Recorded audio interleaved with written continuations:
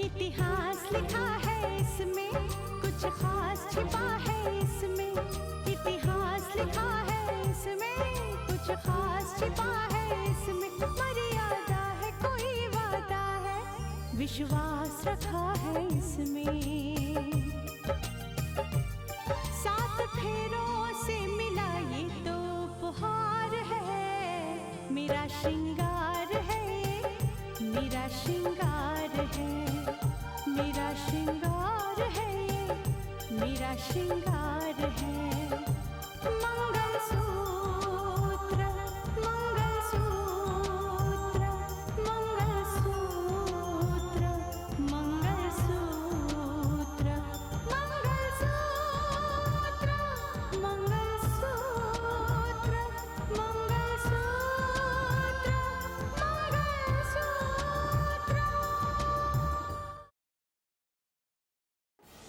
अगर रितिका इस घर में रहना चाहती है तो पूरी तरह से बहू बन के रहे और पूरे फर्ज निभाए। कि ये मेरे लिए एक इम्तिहान है और इस इम्तिहान को मुझे हर हाल में पास करना है। लेकिन हाँ, ये बात का भी ध्यान रखना होगा क्योंकि रितिका को पता है कि हम सब जुड़े हुए हैं। आप अपने आप को बोझ समझ रहे हैं? भावा, बोझ तो मैं आप लोगों के लिए था। आप लोगों ने मुझे एक नई जिंदगी दी है। तुम्हें नहीं लगता कि ये एक धोखा है? तुमने अपने माँ बाप के साथ धोखा किया है।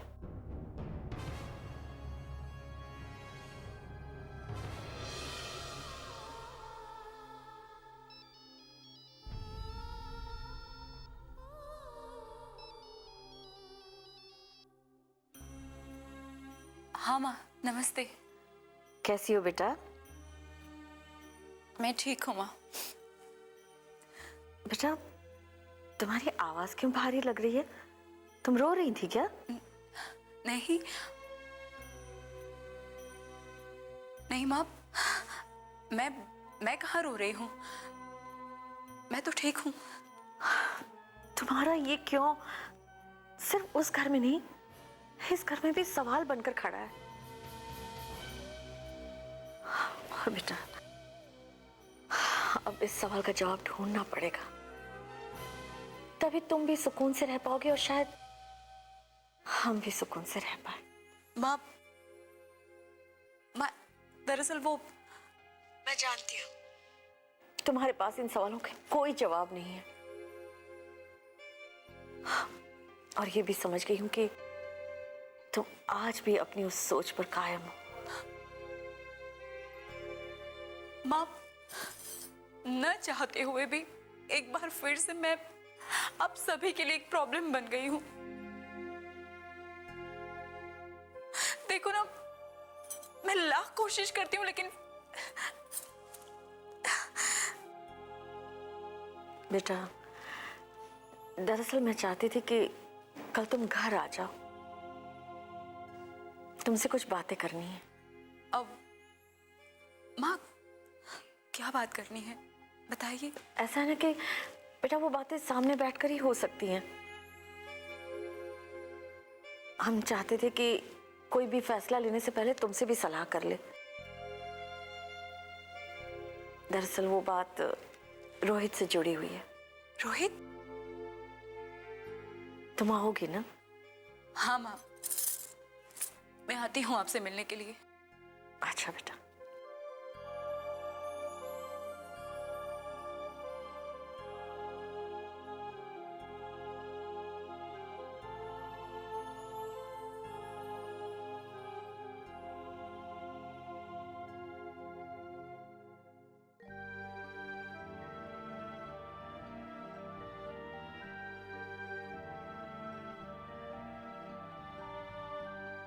रितिका।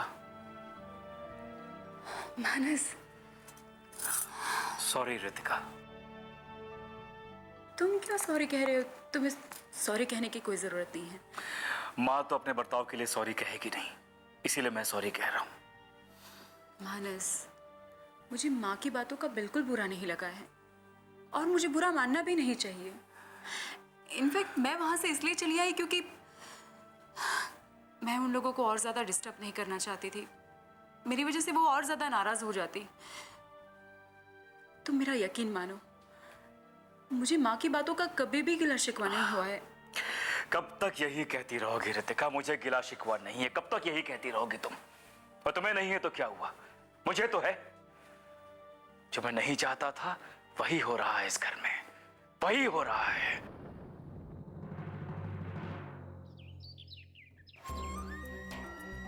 एक दलदल से निकलने के लिए दूसरे दलदल में पांव रख देना, यह अकलमंदी नहीं है भाई जी।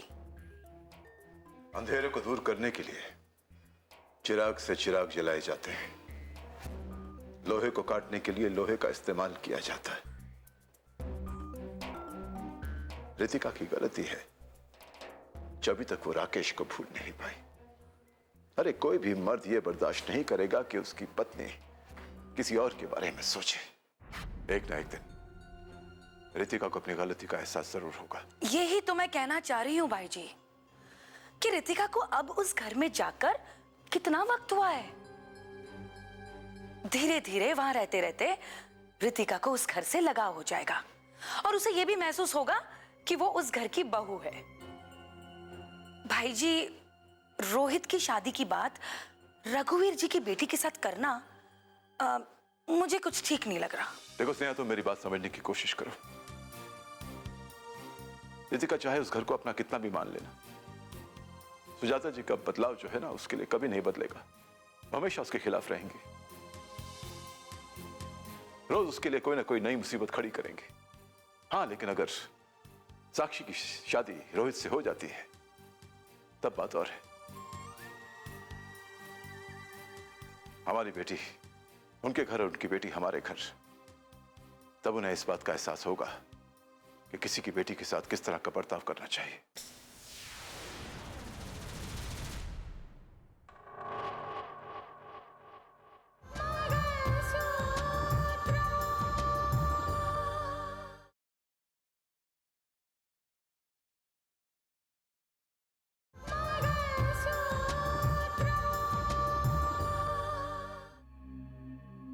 मैंने रितिका को फोन किया था।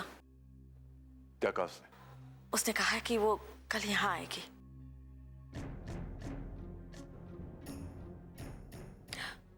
क्या बात है दीदी, आप तो रितिका से बात करके आ रही है ना,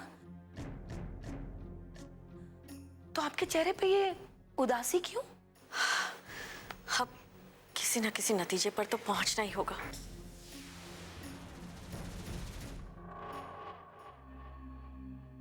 एक बात तो तय है कि वो उस घर में खुश नहीं है। मैंने जब फोन किया तो वो रो रही थी। क्या? अब वो तो कुछ भी बताना नहीं चाहती, लेकिन उस घर में उसके साथ अच्छा बर्ताव नहीं हो रहा है। अब मैं समझी भाई जी कि हमारे पास अब एक ही रास्ता बचा है कि रघुवीर जी की बेटी हमारे घर में बहू बनकर आ जाए।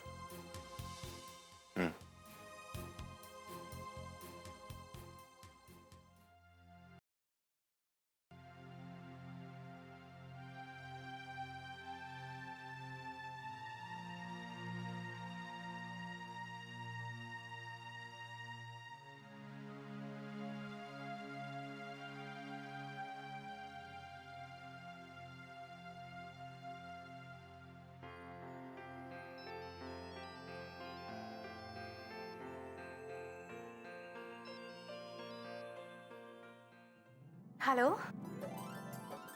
कैसी है साक्षी?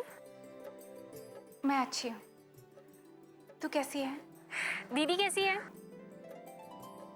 पता नहीं दिव्या, तुम खुद ही फोन करके पूछ लो। कोई फायदा नहीं है साक्षी, क्योंकि वो सच हरगिज नहीं बताएंगे, लेकिन तुम उनके बारे में सच जरूर बता सकती हो। अब जाने दो दिव्या, मैं कुछ नहीं बोलना चाहती। एक बार रोहित को बताकर गलती कर चुकी हूँ, अब वापस नहीं करना चाहती।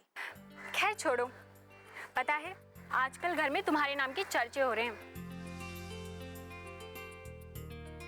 घर में चर्चे इसलिए हो रहे हैं कि रोहित भैया के साथ तुम्हारी शादी हो जाए।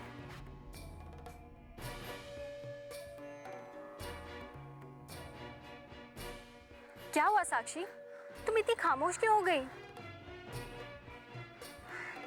घर में इस बात के चर्चे चल रहे हैं, लेकिन तुम्हारी मर्जी के बगैर तो कुछ नहीं हो सकता। इसलिए मैं तुम्हारी मर्जी जानना चाहती हूँ। कैसी बातें कर रही है दिव्या? इसमें मुझे क्यों कोई एतराज होगा? घर में अगर सबकी मर्जी है तो मुझे क्यों एतराज होगा? लेकिन साक्षी, तुम तो हमेशा कहती थी कि तुम किसी और से प्यार करती हो, तो फिर आज रोहित भैया के साथ शादी का फैसला? Are you mad? तू अब भी मेरे मजाक को सीरियसली ले रही है? अरे I was just pulling a leg, stupid. मैं तो तेरी टांग खींच रही थी। मैं किसी से प्यार नहीं करती। मैं तो ऐसे ही सिर्फ तुझे बना रही थी। क्या? चलो, मैं बाद में बात करती हूँ। Bye Divya, see you soon. Bye.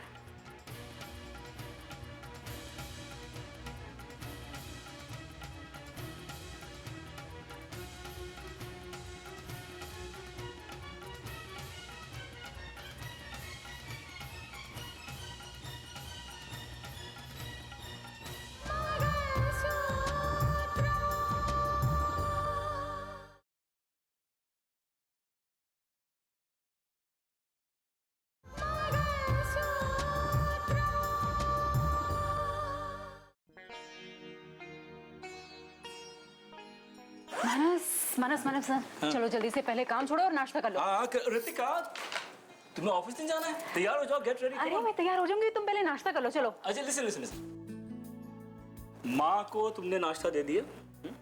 मैं माँ जी को और पापा जी को नाश्ता देने ही जा रही हूँ। तुमने खुद नाश्ता किया? अरे मैं कर लूंगी नाश्ता। No, you listen to me. तुमने कल रात भी कुछ नहीं खाया था Ritika. It's not good, okay? जाओ अपना नाश्ता लेके आओ, हम साथ में नाश्ता करेंगे, फिर साथ में दफ्तर जाएंगे। Go. तुम ना बहुत जिद्दी हो। जाओ नाश्ता लेके आओ। देखा? क्या? मैं तुम्हें एक बात बताना भूल गई। What? एक्चुअली ना कल रात को मम्मी का फोन आया था, वो कह रही थी कि मुझे घर पे जाना है उनसे मिलने के लिए, कुछ बात करनी है उनको, तो क्या करूं? माँ है वो तुम्हारी, एक बेटी का दर्द माँ से ज्यादा कौन समझ सकता है। देखो हमारे घर के हालात वहां भी खुल चुके हैं, इसीलिए बुलाया होगा बात करने, ऑब्वियसली। नहीं मानस, वो तो कह रहे थे कि उनको रोहित के बारे में कोई बात करनी है। Really? हाँ।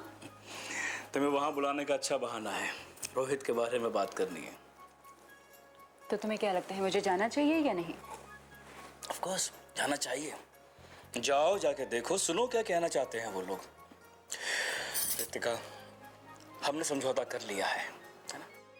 अब दो खानदानों के बीच समझौता कैसे होगा, ये समझ में नहीं आ रहा है।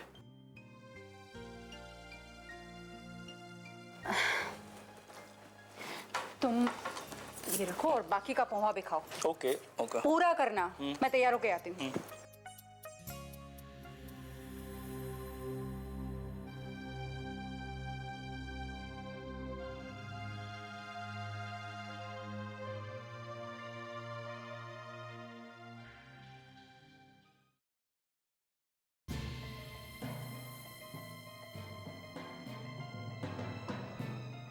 अर्जुन, सॉरी थोड़ा लेट हो गया। बोलो क्या बात है, किस लिए मिलना चाहते थे? मैं आपसे इसलिए मिलना चाहता हूँ क्योंकि मुझे लगता है कि आप मेरा रास्ता आसान कर सकते हैं, मेरे मददगार बन सकते हैं, मेरे राजदार बन सकते हैं। अच्छा चलो यही सही। पहले ये तो पता चले कि ऐसा क्या करना चाहते हो मियाँ जिसके लिए तुम्हें इस सुंदरलाल की मदद की जरूरत आन पड़ी। एक बहुत पुरानी कहावत, दुश्मन का दुश्मन दोस्त होता है। आप भी मानस से बदला लेना चाहते हैं, और मैं भी। हाँ, बदला तो लेना चाहता हूं उसी मानस से जिसकी वजह से मेरे भांजे राकेश की मौत हुई। लेकिन समझ में नहीं आता कि कौन सा रास्ता इख्तियार करूं। उससे बदला लेने के लिए कौन सा हथकंडा अपनाऊं। आपको नहीं पता मामा जी, आपका राकेश मैं ही तो हूं। जिस मानस ने मुझे बर्बादी के कागार पर पहुंचा दिया है, और सच उसे बर्बाद करना मेरी जिंदगी का मकसद है। और अपनी सच्चाई मैं आप लोगों को बता नहीं सकता, कहीं ऐसा ना हो कि कानून की हथकड़ियां फिर से मुझे जकड़ लें, क्योंकि कानून की नजर में राकेश आज भी मुजरिम है। ओहो, अरे भाई, रास्ता निकालने की मैं सोच रहा हूं, तुम किस सोच में डूब गए हैं? मियां कहाँ हो? कुछ नहीं, मुझे भी राकेश की याद आ गई थी। मैं दरअसल ये जानना चाहता हूं कि मानस को बर्बाद करने के लिए आप क्या कर सकते? हाँ, क्या कर सकते हैं नहीं, ये पूछो कि सुंदरलाल क्या नहीं कर सकता। इसका मतलब ये है कि आप मेरा साथ देंगे? अरे भाई, मैं तो हर एक के साथ हरदम हूं, लेकिन पहले पता तो चले कि किस काम में तुम मेरा साथ मांग रहे हो। जिस तरह मानस ने साजिश करके राकेश को फांसी के फंदे तक पहुंचाया था, मैं उसी तरह उस साजिश का जवाब साजिश में ही देना चाहता हूं। मैं भी मानस को फांसी के फंदे तक पहुंचाना चाहता हूं। अब यही मेरी जिंदगी का मकसद है।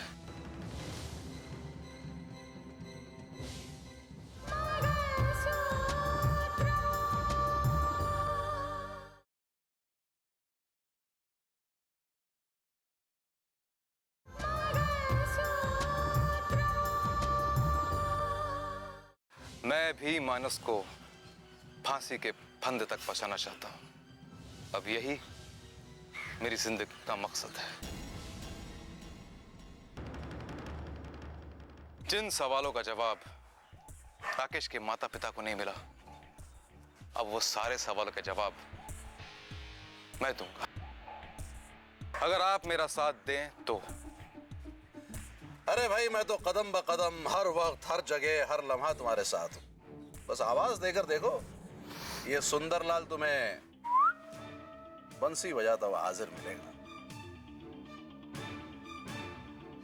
और सच पूछो तो मेरे दिल में जो आग लगी हुई है ना, उसे ठंडक तभी पहुंचेगी, इस दिल को सुकून तभी पहुंचेगा जब मैं उस मानस को फांसी के तख्ते पर चढ़ता हुआ देखूं। आएगा, बहुत जल्द वो दिन आएगा जब मानस को सजाए मौत सुनाने वाला कोई और नहीं, जस्टिस आदित्य प्रताप होगा।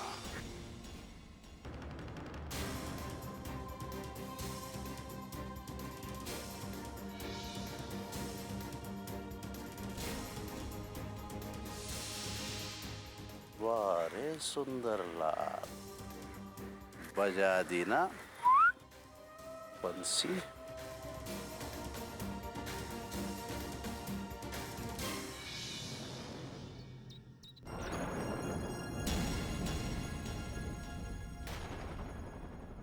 तेरी जो ननंद है ना साक्षी, हम उसे अपने घर की बहू बनाना चाहते हैं।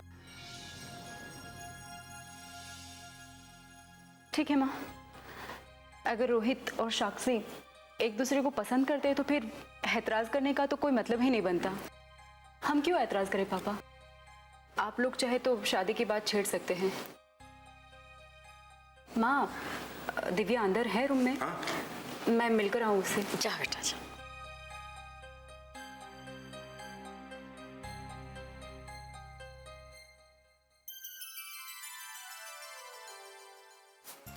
दीदी कैसी है? मैं अच्छी हूँ, आप कैसी हो? मैं ठीक हूँ। कॉलेज जा रही हैं? हाँ जी। मुझे तुमसे एक बात करनी है। आओ, बैठो।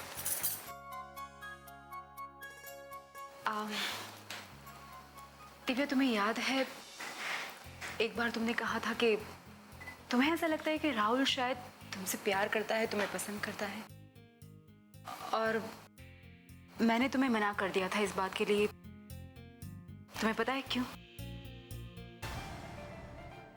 क्योंकि मैंने राहुल को किसी और के साथ देखा था। मुझे याद है दीदी।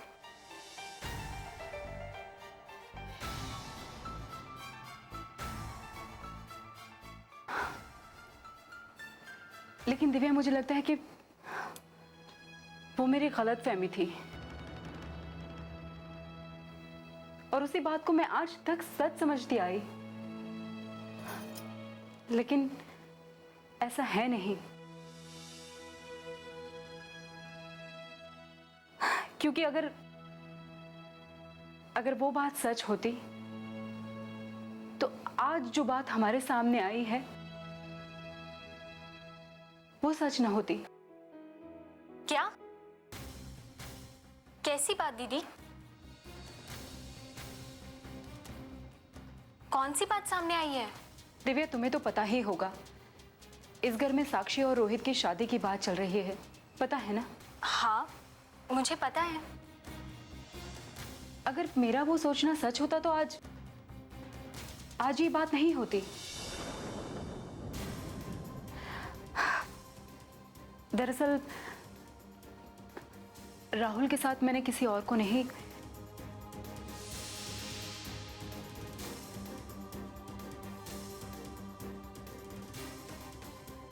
साक्षी को देखा था।